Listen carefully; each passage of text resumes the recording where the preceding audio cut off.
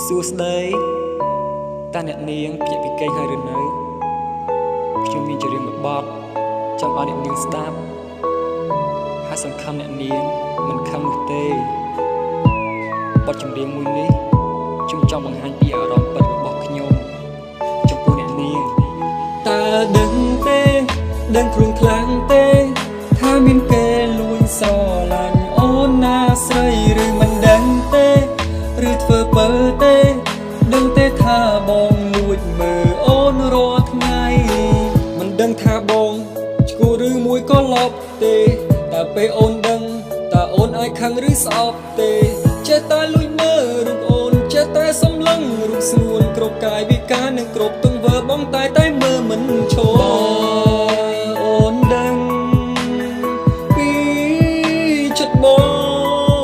ងសូមប្រណីផងណាស្មូ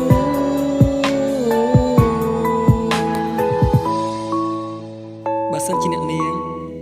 បានដឹងពីចិត្តរបស់ខ្ញុំហើយសូមអ្នកនាងកុំស្អប់ខ្ញុំណាខ្ញុំពិតជាស្រឡាញ់អ្នកនាងក៏ប៉ុន្តែខ្ញុំមិនដឹងធ្វើយ៉ាងម៉េចតើដឹងទេដឹងខ្លួនខ្លាំងទេ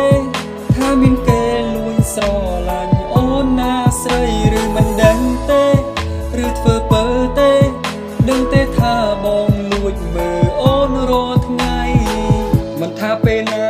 ចិត្តបងនឹកគិតតែរូបអូនមិនដឹងហេតុអី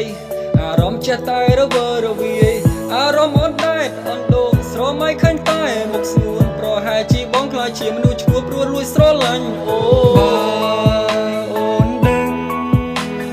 ពីចិត្តបងសូមប្រណីផងណាស្ងួន